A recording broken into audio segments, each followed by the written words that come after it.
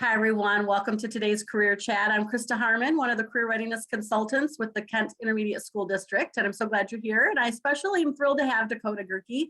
She is a Medical Examiner Investigator. Thanks for being here, Koda. We'll call you by your nickname. How you doing? You. Well, we're glad you're here today, and I know the students are excited to hear about your job. So Medical Examiner Investigator. Before we find out what you were thinking about as a teenager, give us just a quick synopsis, but we'll come back and dig into it further. What is that? The SparkNote version.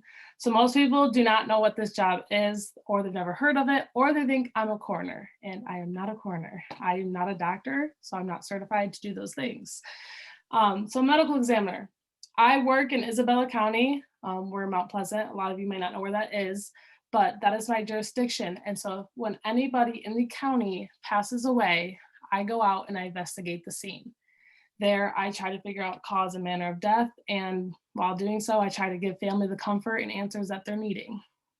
Yeah, that's great. I look forward to digging into that further. So you're only 21, but let's take you back just a few years at the age of some of these students. When you were 15, 16, 17, did you think you'd grow up to be a medical examiner investigator? What were you thinking back in high school? Well, I didn't even know this job existed when I was in high school, because obviously not even most adults know what this job is. But I did know that I was going to be working in criminal justice. From a young age, starting my freshman year of college, I knew that criminal justice is what I wanted to do. And I started doing that by joining a youth police academy at Grand Rapids Police Department. And that's where I initially got my foot into the door. And I learned that, like, wow, this is the field that I want to be in. And from there, I built onto that by doing the Explorer program at the police department, and then continue on going to Kent Career Tech Center for criminal justice. Terrific. And for those of you that aren't familiar with the Tech Center, in Grand Rapids, we have something called the Kent Career Technical Center. It's a program for juniors and or seniors, and they have a criminal justice program. So thetechcenter.org, I'll put that in the chat, but check it out. My daughter did it. She loved it. So you did these really intentional things while you're in high school. You knew it was somewhere in criminal justice, so you started making conscious choices to be part of things, the Youth Police Academy, the Explorer program, and then KCTC. So you graduate from high school and you're like, okay, I want to go into criminal justice. Was it hard to find the right college? Was there a college that had kind of extra good reputation around this area? Tell us about your college choices. Right. It was kind of tricky because part of my heart wanted to go somewhere to play softball, and I had to make the decision that I wanted to go to college for an education and not for sports. And even though I'm still playing my sports, just not at a varsity level. And what's interesting about criminal justice is that a lot of our local universities in Michigan, their criminal justice department or program is law enforcement based. And when I was a senior in high school, I learned that law enforcement wasn't necessarily what I wanted to do, but I still wanted to stay in criminal justice. So that's when I learned about the program at Central Michigan University, where they have a sociology with a criminal justice concentration. And that way I wouldn't have to focus on one direct career path. I could do more of a broad spectrum. Yeah, I think that's a really great piece of wisdom to give to young people today, is that you don't have to have it all figured out while you're in your undergrad, that you can have this little broader major, which will take you some different places. So you're at college and you're in this major, and how did you start to fine tune what you want to do within the criminal justice field? I'm also I'm a double major. I also am psychology with a mental health concentration. So double major. So tell us more about that. Tell us about, I know young people love to hear why you did why you're making certain choices, because they can glean some good information. So tell us about that double major. Right. So not a lot of people double major. They will have a main major and then they do a minor that basically goes along with it. A minor kind of helps your major when getting a job. But I love psychology in high school, so I decided that's something I wanted to do. And matching psychology up with criminal justice is what I wanted to do, because ultimately I want to help people. And you can start doing that by understanding how the brain works. And so that's kind of why I put those two majors together. Yeah, I have a psychology degree too, and I think it's fascinating. Anytime you want to work with people, it's such a great double major and or minor for sure. And so you're just a senior right now, and so you're still finishing it. So tell us some of the activities that you've done while you've been in college that have helped you clarify the direction you want to go, and that you're still deciding on some things. So what's nice about my university and what a lot of universities in Michigan offer and just all over the country is that there are advisors and there are professors in your program that will help you get your foot in the door. The reason why I have the job now that I have is because one of my professors said, "Hey, there's a job opening. Maybe you should apply for it." So that's not necessarily an activity that I did that helped me get into criminal justice, but making those connections and making those relationships with other people ultimately end up benefiting you. Basically getting your name out there. Yeah, that's a great one. We heard that from some of our other role models, that networking, it's who you know, and really being intentional with, being positive so people remember you when something pops up like that job opening. So you're working as a medical investigator or medical examiner investigator. Did you have some classes around that? Like, how'd you even know what to do when you started this job? Well, it did really help me. I think one of the reasons why I got the job was because I had that law enforcement background when I was in high school. But also a lot of it was on the job training. Everyone assumes that I would have to have like a doctorate degree to do this job. That's not necessarily the case. I got hired because I am going into criminal justice. And so I'm studying what some of the things that I need to use in this job. I've taken classes like forensics that helped me a lot in the job. That's, Yeah, so some on-the-job training when you got there. yeah. So tell us what, I know we have some ideas from TV shows. You probably hear that all the time, CSI and all that. Yes. So help us to understand what you do as this job that you're also doing while you're in college, and eventually we'll get to some of those myths, some things that aren't true about it. Yeah. So tell us what you do. All right. So it's not like CSI. And the science and technology is not the same as CSI. I don't know if there's any fans of CSI, but so basically any death in the county is my jurisdiction. And so when I'm on a scene, I'm there trying to figure out what happened. And I'm trying to figure out if this decedent needs a evaluation by a doctor at the hospital in the morgue, or this decedent passed away of natural causes and needs to be sent to a funeral home. So from there, I set that all up. Even with the funeral, I set them up, and I'm there basically assisting the family through this transition. Most people do not prepare themselves for incidents like this. So I'm almost being like a support system to the family members because they are facing a lot of trauma, what's going on, and they're having a hard time processing it. So I'm there to make the transition easier and give them comfort and give them answers. Because sometimes when I'm on a scene based on my evaluation, I can right then and there tell the family, oh, well, they passed away from this, and they may have not thought about that. Or I'm like, okay, well, we're going to further investigate this, and we're going to send your family member to the hospital, and we're going to get those answers for you. Yes, like you say, because it could be someone who, is an older person who just died in their sleep, but it could be someone who just keeled over at dinner. And like you say, it's very traumatic, it's very stressful. And so you get that call to go to the scene and help evaluate what's going on. So I think a lot of young people like to know, like, how do you prepare yourself to see dead people? Like, because it's one thing to see it on TV, but like, how do you make that? Right. As a young person, especially. A lot of people that I go to school with oftentimes ask me, they're like, how do you do that? Because a lot of times it's not pretty things and it's very traumatizing things. And for myself, I have to focus on my mental health and take a step back sometimes. And I go to therapy and go to counseling because it's not okay for me to deal with everything on my shoulders, So I do reach out to my therapist and talk about it.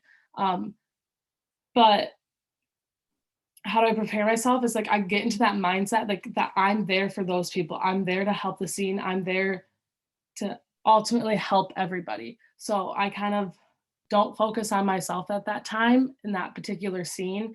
And I am being a first responder and doing my job that I am dedicated to. Yeah, that's what I've heard. You kind of go to a special place. Like Yeah. you just kind of compartmentalize and you're, like you say, you're there to do a job. I'm sure kids are wanting to know, like, what are some of the things, like your best parts of that job and the not so great parts?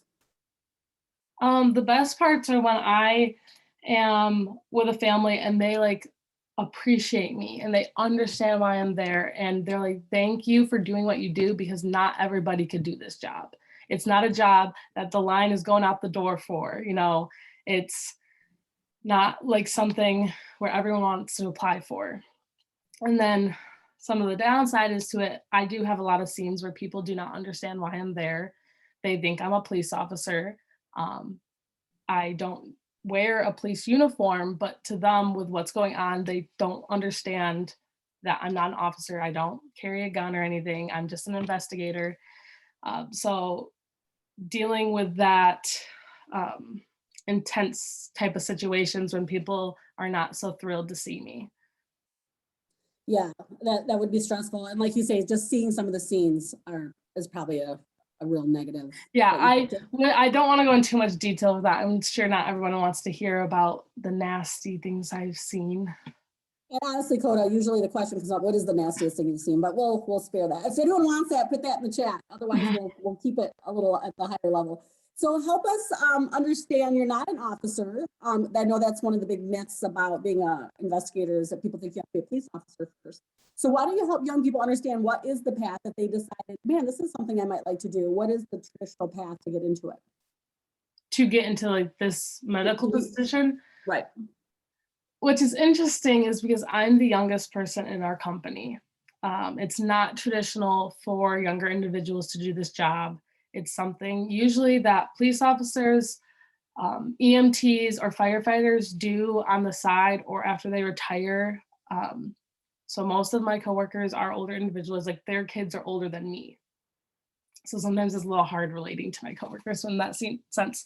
So there's not like a traditional path that I followed to get to this job, because I didn't ultimately go into a direct first responder position like police, fire, EMT. So that's not something I could really answer. Yeah, do you know when the posting got listed, when your professor said, hey, Koda, you'd be good at this? Do you remember the qualifications? Was it like you had to be 18 years old? You had to have yeah, I mean, okay, so yes, the qualifications were that you would have to have an education, a bachelor's degree, which I yet do not get mine until May. But luckily the chief investigator was like, you're close enough to graduating and I trust you and you have enough knowledge and background, because I explained to her all of these things that I've been doing since I was 15 years old in criminal justice. But most of the requirements are that you've had to have 2 years of experience in something relative to the field. You have to have a bachelor's degree. So yeah, no one can do this job unless they have an education. Yeah, I know someone who's in the morgue, and she is one of the pathology assistants, and so she does this on the side too. So like you said, it's kind of a related area. I guess that's probably one of the myths. So you don't have to be a police officer or an EMT to do this. So I think that's helpful information right away. What do you think students could be doing in high school to prepare themselves for something like this? I know you've given some great ideas of what you've done. Yeah. What would you recommend? I know not everybody is going to like this answer, especially since you're in high school, but staying out of trouble, because that was my biggest thing. Like, I had friends that made fun of me because they're like, you never do anything, you never go out and party, you don't do this. I'm like, no, because I want to go into criminal justice and I know that I need to have a good background and I'm not going to risk my future to go do something stupid. So keeping out of trouble. And in high school, you can still do internships. You can still get your foot in that door by trying, like, let's say, okay, you don't want to do this type of job, like, and you wanted to go into nursing. Well, then you can start working as a technician at a nursing home in high school. You're allowed to do that. Yeah, I think that's a great suggestion, is getting yourself into a medical field where you can start to hear the lingo, get to see different types of people. Because that you can start doing as a technician when you're 16 in the food service technician, like at Spectrum. So it's just getting yourself out there, meeting people, and then like you said, the Explorer program through the Grand Rapids Police Department. I know that Walker in our area also has a youth academy. So really Googling that stuff, doing some of the research, finding those opportunities, volunteer work, summer camps, anything you can to get your resume showing that you have an interest and you're developing skills. Sounds like how did you know to be doing those things? Did someone guide you, or you're just so into it, you had done the research? I try to like think about like what got me sparked into criminal justice. And the only thing that I could really think about was that when I was younger, two of my older sisters went into the military, and one of my sisters was a military police officer, and she actually guarded the vice president's plane in DC. So me, little 10-year-old, I was like, oh my goodness, she's so cool. Like, that's my big sister. And so then when I was a freshman, I saw a posting for the Youth Academy, I think on Facebook. And I was like, oh, let me apply for this. But the thing is about those programs, they are very like in high demand. Like, it's hard to get into. So like, that's the reason why staying out of trouble and doing the right things now when you're young, that's what helps you get into those programs, because not everybody can just be let in to do that stuff. I think that's golden piece of advice today. And I've told people too, young people, like, if you want to be a licensed like nurse, you can't get a license if you have a felony on your record. So Right. there's so many things about employment that you got to keep your nose clean. So I love that. Right. Lindsay's wondering, when you have to make a decision about how a death occurred, do you ever worry that you're going to make an incorrect assessment? And does a doctor above you have to confirm what you're deciding out there in the field? Yes, all the time I'm questioning myself. I am very young, so like I haven't seen everything. Where my coworkers, like sometimes I have to text my coworkers and I'm like, hey, like I don't really understand what's going on in this scene. I need some help. That's what's nice about having elder coworkers. But yes, I do have a pathologist. Those are doctors who work with decedents or on human flesh. And so I ultimately report back to them. And when I'm on a scene, I have to call them and tell them, this is my investigation. This is what I'm concluding. And they give me the final disposition, which is where the person is being sent. And I think that's important for young people to hear, Koda, is that just because you get these jobs doesn't mean you're all on your own. That you're Right. out there, like you went to college and now you have to know how to do everything. That's not how it works. Every job you get a base knowledge of college training, and then it's on the job to develop those skills and experiences, right? And Right. over time you become an expert. I just want to reinforce that for young people, that you don't have it Yeah, all I've figured out. only been doing this for a year, and I have to train 3 new recruits starting this week. And they are a little bit older than me, and 2 of them are my age. And like they're asking me all these questions, and I'm like, hey, you're my age, and I'm training you to do this. So yeah, that's the thing with those experiences. You're a little ahead of the game, even though you're the same age. So you're 21 years old and you're going to be graduating in May with a double major, and you're doing this job right now, but you kind of hinted to me in our pre-talk that you have some other goals. So tell the young yes. people kind of where this could even take you as far as setting you up for some other successes. Right. So the reason why I have this job is not for my career for the rest of my life. I did it so it looks good on my resume. And I have been working towards getting into the FBI. And you cannot get into the FBI until after you graduate college. So I am on just a waiting game right now, waiting. And it's a 12-month background investigation to get in. But I've already had a couple of interviews and I've worked on some operations. So my ultimate goal is to work for the government. So you're looking at FBI, the U.S. Marshals. Koda is the one that I was thinking about earlier. There's Secret Service. There's just the Homeland Security. So tell the young people kind of some of the thought process you're going through to even start to discern which area you want to focus in on. Right. Like not too long ago, it was just a few months ago, I was interviewing with Secret Service and FBI, just trying to figure out like what is good for me. And I had an interview with Secret Service and I was like, man, might not be the perfect fit for me. This might not be what I want to be doing. But hey, I had that interview and that sergeant got my name, and he forwarded me on to a different service, and he was like, hey, I got this girl interview right here. I think you need to talk to her because she's best for a different type of job. So I'm not just like so dialed in on one different thing. I'm still exploring my different options. You know, I have that time, that luxury of that time to get to choose and have these different interviews to kind of be like, okay, this is for me. Okay, maybe this is not for me. Yeah, and I think it's important to help young people understand that all through this process, it's really about you taking action steps. It's meeting people, it's doing things like career chats, it's learning, finding out about different resources or opportunities to keep gleaning and gaining information. Um, so you're going through these different interviews and probably doing lots of research. And are you hoping to do that right after college, head into one of these, or work for a little bit and then decide? Do you have an internal timeline? With the all of which require an intensive background investigation that takes months. So I'm not expecting to be able to dive right in after graduation. Frankly, come May, I don't even know where I'm going to be living because my lease for the house I live in right now is ending. And so I'm going to have to sign a lease anywhere at this point. So that's what's kind of nice is like, hey, I don't know where I'm going to end up come May. So I think I will stick with this job for a little bit longer. I have been looking at medical examiner positions in Grand Rapids area, like West Michigan. I want to switch companies. I'm hired through Sparrow Health Systems. It's a hospital in Lansing. Spectrum and Butterworth do the medical examiner positions for West Michigan, and that's where I'm from. So I kind of want to get maybe a little bit closer back to Grand Rapids. Absolutely.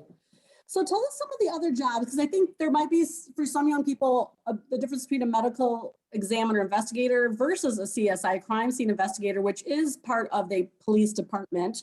Again, they haven't gone through the academy. What are some of the subtle differences, some of the other jobs of people on the scene? Help kind of expand for young people what's out there. Versus a like an investigator through a police department. Yeah. Do All you right. see other people on the scenes when you're there? Yes, I have to work along the sides of 5 different police departments that are in the Isabella area, and I work with fire and EMS, and they're investigators because of what we have in Michigan with medical examiners. That body is my jurisdiction, and so the investigators at police departments, they have to wait till I'm there to start doing, if they need to move the body to take pictures or anything, they have to have me present. And usually I'm the one that will be moving so they can take their pictures. So that's what's a little bit different is that the scene ultimately becomes my scene. I'm in control of everything that what's going on, and the police department has to follow what I say. So it's kind of interesting with how young I am. And then I'm like directing around police officers. I'm like, hey, you need to go do this. You need to do this. Like, so. Yeah. Does that ever a challenge when you have the youth from people who are more experienced and maybe been on the job? Do you ever get Yes. disrespected? Tell us about some of that. Yes. And unfortunately, it does come into a gender thing as well because I'm a female. I am working in a male dominated industry. So sometimes I am not respected as much as I would like because they think I'm just this young, innocent, sweet little girl. In reality, you know, I am able to control a scene all on my own. So yeah, sometimes it's like I gotta work on scenes a couple times with a few different officers until they like gain that respect for me. And if I show them that respect, like I hope that eventually they'll give me that respect. But sometimes it can be like in reality, it can be difficult being so young when working with everybody else that's so much more experienced than I am. Yeah. You probably start to get your favorite people on the scenes, your favorite officers or your favorite firefighters or whoever. And then are you always alone or do you ever have some of your colleagues with you? Nope, I am always by myself. Depending on the city, I believe in Detroit and in Lansing, sometimes they will send 2 medical examiners. The only times there will be 2 of us is if it's a serious homicide or if it's a very tricky infant death. We take infant deaths very serious and we take a different procedural investigation for child deaths. But usually it's only me because there's only 5 of us for the entire county. and we rotate what days we are on call. Like tomorrow I'm on call for 24 hours straight. So How do you juggle that with your schooling? I work night shift mainly. I don't have classes on Fridays, so like I'll be working a 24-hour, but I work night shifts so I can go to classes during the day and I work at night. That's a lot. Yeah. How do you find time to study? And do you have fun yet? Or is it just work in school, I would think. I do play softball and basketball, so like that is my fun. I don't do the typical college things that what is all these high schoolers are thinking of. My fun is going to play softball and basketball. But finding time to study. Luckily, this is my senior year, so my class load is substantially different than when I was a freshman. I have taken summer classes every single summer since I graduated high school, so I could be ahead of everybody else, so I wouldn't have to load my plate as heavy. So I'm only in 12 credits right now, which is 4 classes. So I'm not like unbearably loaded with a ton of homework as I was when I was a freshman when I was taking 17 credits. I think that's a great inside scoop for young people to hear that, you were so focused that you did some of those things in the summer, knowing that by the time you were a senior, you'd have a lighter load, which allowed you to take a job like this, right? Because if you hadn't done that, you physically wouldn't be able to do it. No. Yeah. Some of that, we only have just a few minutes left, Koda. A lot of these young people have to learn about soft skills while they're in high school, things like communication and teamwork. Is that part of real life work? Should they be paying attention to that stuff? Tell us how that plays out for you. Yes. So I know like when it comes to different subjects like math and history, like, wow, am I really going to need this for the rest of my life? But when it comes to communication and teamwork and organized and time management, that is stuff like that you were going to need for the rest of your life. And I'm so grateful that I went to Kent Career Tech Center for Criminal Justice because I think that's one of the biggest things that helped me with communication. We were forced to do a lot of different scenarios and projects that like forced us to be like do public speaking things. And so it made me a better speaker and made me learn how to communicate with people better. And that's something I'm going to be using for the rest of my life. Yeah, that's fantastic. It is such an important skill set. And so young people, as you're being on group projects and like there's a reason behind it. And it really does play out when you're on a scene that you're communicating with people and like I say, communicating, making sure people are getting what they need so they're not frustrated, that they understand what you're there for. Is there any myth about your job that people are like, oh, this is what it's about? And you're like, no, really, it's not. People think that I'm a doctor and that when I'm on scene, I can just like look at a person and be like, oh, well, they had a stroke, they had an aneurysm. Like I can just look at them and know what happened. And that's so unrealistic. Like if it's something like a death like that, that has to have a autopsy and evaluation postmortem to look at. There's other deaths that I can look at visually and be like, okay, this is maybe when looking at their medical history, I can be like, okay, maybe this is how they died, but I'm not a doctor. Yeah. So making sure that's communicated all the time. We got to send it off to the doctors to have the insides looked at so we can decide for sure. Well, I'm going to share just one resource with them that will help them take some of this research to the next level. So Dakoda, I want you to think about just that final word of wisdom that I'm going to give you a chance to share here in just a minute. The ONET online is one of my favorite resources, you guys. This is where you can go to and put medical examiner or coroner, those kind of words right up in this search bar. And it will give you all sorts of information about what a typical day is like, how much salary they make, what kind of skills are needed, what kind of education is needed. Such a great site. And I wanted to show you one thing that I came across just to help, because I was struggling with, oh, it's not going to work for me, I don't think. Never mind. I was struggling with doing a cut and paste, like a screenshot earlier. But there's so many jobs. If you put in a medical examiner, there are like 12 different jobs that are similar to this, just to help you explore. So I just want to help you know that this can be such a great research tool. If you have follow-up questions for Koda, send them to me at Crystal Harmon at Ken ISD. I'll get those off to Koda, so you can ask her if you have something like, man, this is really something I want to do. And you have a few more things you want to ask, do that. And then I'll put the sketch information back here in the chat for the teachers and counselors in the group. So you've been such a great role model and really helping us understand kind of the inside scoop and some of your decision-making steps so far, Koda. What would you like to say to these young people and encourage them as they're figuring this all out for themselves? Right. I wish I had an older student to like tell me in high school, like, it's okay to be different than everybody else. In my high school, I got mocked for wanting to be working at the police department, and people called me really mean names because people do not like police officers. But it's okay to like be different than everybody else. And at the end of the day, I can look at those people and be like, wow, I'm further along. I'm better than you in my career than you are. And I'm so glad that I did those things in high school to get me where I'm at now. So like do those big career like investments while you are in high school to help you in the end. Yes, like someone said, you go girl, way to be. It's very inspirational to hear that you did have to endure those really challenging name calling and bullying, and just you kept your eye on your prize and you just kept going. And that's very admirable for sure. So thank you so much, Koda, for giving us your valuable time today. Thank you for having me, guys. Thanks for listening to that all.